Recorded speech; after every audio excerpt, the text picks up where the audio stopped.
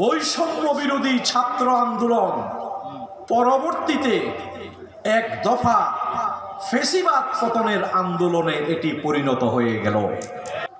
বাংলাদেশের এই গুরুত্বপূর্ণ এলাকায়, বন্দর এলাকায় বৈষম্য বিরোধী ছাত্র আন্দোলনের স্পিরিটের সাথে সাংঘর্ষিক কোন কর্মকাণ্ড আমরা সহ্য করব না।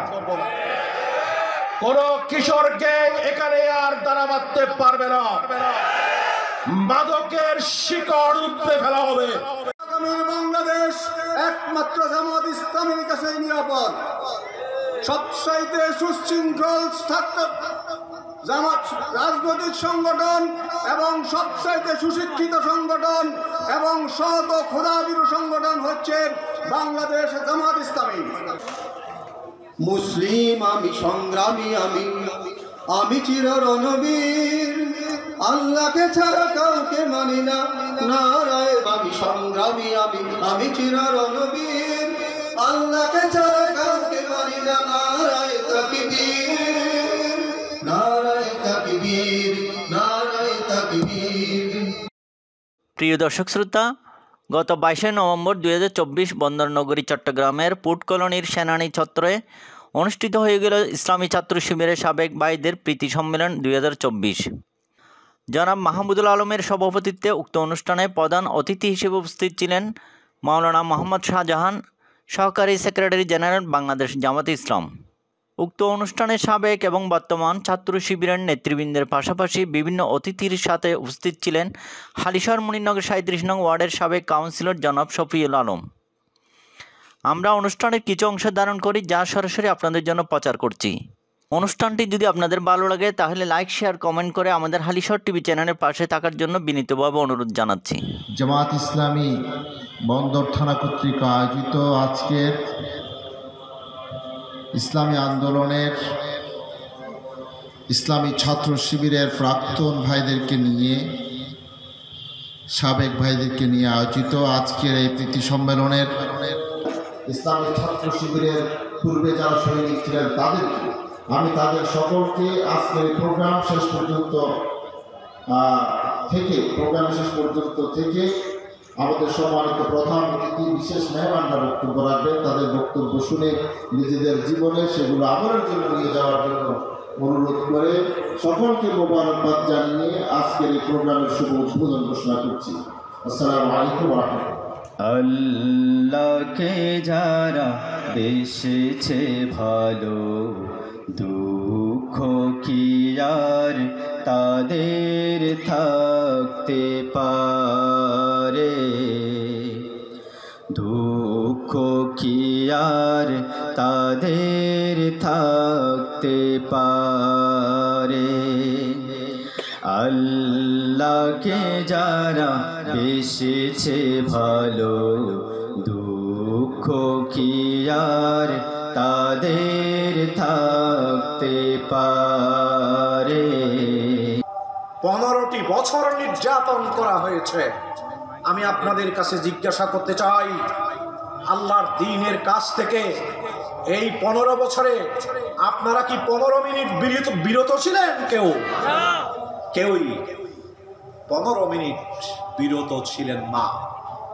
এই কঠিন অবস্থার মাঝেও আমরা আল্লাহর দ্বীনের কাজ করার চেষ্টা করেছি, আল্লাহর কোরআনের দাওয়াত দেওয়ার চেষ্টা করেছি, আমাদেরকে ইসলামী আন্দোলনের জন্য তৈরি করার চেষ্টা করেছি। আর বাংলাদেশের প্রাচীনতম রাজনৈতিক দল আওয়ামী লীগ 5ই আগস্ট গণ অভ্যুত্থানের মধ্য দিয়ে শেখ হাসিনা যখন পালাতে বাধ্য হলেন, যখন ক্ষমতাচ্যুত হলেন, বাংলাদেশের রাজনীতিতে তারা 15 ঘন্টাও টিকতে পারলেন না। সম্মানিত ভাইরা আমার, কেন টিকতে পারে নাই? একটা দল যদি 15টি বছর দেশ শাসন করে, তারা তো জনগণ থেকে অনেক অ্যাপ্রিসিয়েশন পাওয়ার কথা, জনগণ থেকে অনেক মুবারকবাদ, ধন্যবাদ পাওয়ার কথা। কিন্তু যেইভাবে 15 বছরের একজন প্রধানমন্ত্রীকে তার নেতা কর্মীদেরকে দেশের জনগণকে রেখে পালাতে হলো, এটি দিয়েই তো প্রমাণিত হয় তারা দেশের কত ক্ষতি করেছে, দেশের মানুষকে কত কষ্ট দিয়েছে, কত দুঃশাসন তারা উপহার দিয়েছে। এই একটি দৃষ্টান্ত থেকে তো তা বোঝা যায়, ঠিক কিনা বলেন? আমরা দেখলাম সেদিন যেই গণভবনটি দমন পীড়ন সব অপরাধের কেন্দ্রবিন্দু ছিল, সেদিন লক্ষ লক্ষ জনতার খুব ওই গণভবনের প্রতি আমরা দেখেছি। সেখানকার সব কিছুকে তছনছ করে দিয়েছে। অথচ এই গণভবন এটি বাংলাদেশের একটি মর্যাদার জায়গা। এই গণভবন বাংলাদেশের একটি গৌরবের জায়গা। আওয়ামী লীগ নামক এই দলটি এই মর্যাদার জায়গাটি, এই গৌরবের জায়গাটি সেই ধুলাই মিশিয়ে দিয়ে বাংলাদেশের মর্যাদাকে বুলন্ডিত করে এই দেশ থেকে পালিয়েছে। আমরা তো 15 বছরের একজন প্রধানমন্ত্রীর, প্রাচীনতম একটি রাজনৈতিক দলের প্রধানের এই ধরনের পলায়ন তো আমরা আশা করিনি, জাতি আশা করেনি।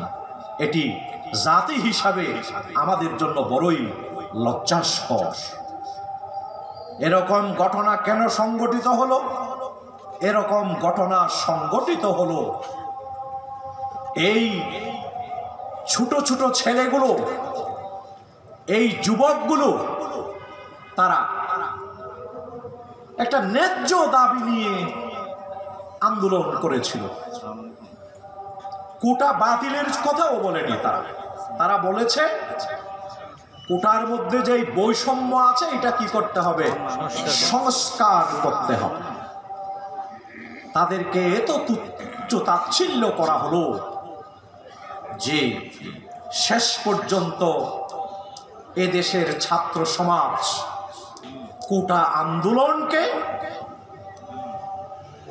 বৈষম্য বিরোধী ছাত্র আন্দোলন পরবর্তীতে এক দফা ফেসিবাদ পতনের আন্দোলনে এটি পরিণত হয়ে গেল। আল্লামা ইকবালকে প্রশ্ন করা হলো, ইসলামী আন্দোলনের কর্মীদের ময়দানে সময় দেওয়ার সময় কতটুকু দেওয়া দরকার? 24 ঘন্টা সময়ের মধ্যে আমি কতটুকু ইসলামী আন্দোলনের সময় দেব? আল্লামা ইকবাল বলেছেন, যে জমিনে দিন কায়েম নেই সেই জমিনের মুসলমানরা দাঁত দেখিয়ে হাসার যে সময়, এই সময় নষ্ট করার কোনো সুযোগ নাই।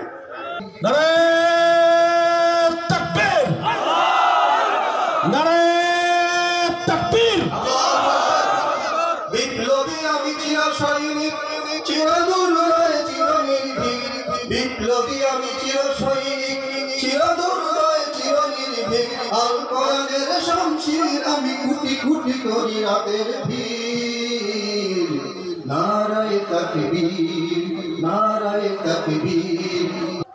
বাংলাদেশের এই গুরুত্বপূর্ণ এলাকায়, বন্দর এলাকায় বৈষম্য বিরোধী ছাত্র আন্দোলনের স্পিরিটের সাথে সাংঘর্ষিক কোন কর্মকাণ্ড আমরা সহ্য করব না। কোন কিশোর গ্যাং এখানে আর দাঁড়া বাঁধতে পারবে না। মাদকের শিকড় উপড়ে ফেলা হবে। জুয়ার বোর্ডগুলো আমরা আর মাইক্রোস্কোপ দিয়েও দেখতে চাই না। 37 নং ওয়ার্ডের মানুষের, সর্বস্তরের মানুষের, দলমত ধর্ম বর্ণ নির্বিশেষে সকল মানুষকে নিয়ে এই এলাকার সাবেক কাউন্সিলর, জনপ্রতিনিধি হিসেবে আমার সংগঠনের ভাইদেরকে নিয়ে, শিবিরের ভাইদেরকে নিয়ে, ছাত্র দলের ভাইদেরকে নিয়ে, যারা এই এলাকার কল্যাণ চায় তাদের সকলকে নিয়ে আমি এগুলো প্রতিহত করবো ইনশাআল্লাহ।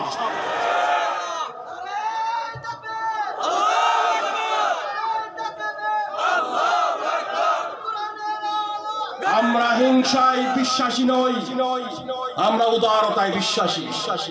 আমরা বিদ্বেষে বিশ্বাসী নই, আমরা ভালোবাসায় বিশ্বাসী। আমরা গালাগালির রাজনীতিতে আর ফিরে যেতে চাই না, আমরা গলাগলির রাজনীতিতে ফিরে যেতে চাই। আসুন হাতে হাত মিলিয়ে, কাঁধে কাঁধ মিলিয়ে, যারা প্রাণ দিয়ে মুখ ধরা আবু সাইদরা আজকে এই দুনিয়া থেকে চলে গেছেন আল্লাহর জিম্মায়, আমরা বেঁচে আছি। আমরা যেন ভবিষ্যতে কোনোদিন কোন ফ্যাসিস্টের হাতে বাংলাদেশকে আর তুলে না দেই। সকলকে সজাগ থাকার উদাত্ত আহ্বান জানিয়ে এবং এই 37 নং মণিনগর ওয়ার্ডকে সকলের বসবাসযোগ্য একটি সুন্দর হেলদি মণিনগর ওয়ার্ডের গঠন করার শপথ ব্যক্ত করে আমার কথা এখানে শেষ করছি।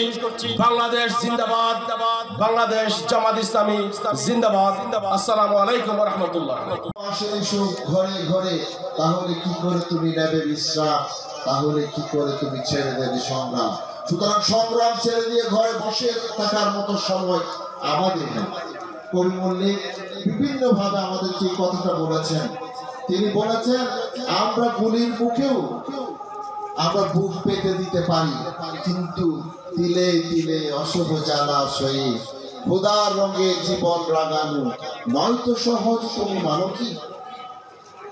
হ্যাঁ, খোদার বলা হয় যে গুলির মুখেও মানুষ জীবন পেতে দিতে পারে হঠাৎ করে, কিন্তু তিলে তিলে বছরের পর বছর ধরে আল্লাহর দিনের দাওয়াত দিতে দিতে নিজের জীবনকে দিনের আলোকে রাঙিয়ে সমাজকে রাঙিয়ে দেওয়ার যে আমাদের মধ্যে যে অ্যাডামিল থাকা দরকার, আমাদের মধ্যে যে ধৈর্য থাকা দরকার, আমাদের মধ্যে যে প্রজ্ঞা থাকা দরকার, সেইটা যদি হয় তাহলে বাংলাদেশ ইসলাম কায়েম হবে এবং সেটা হবে আমাদের এই চূড়ান্ত সাক্ষ্যর মাধ্যমে। আপনারা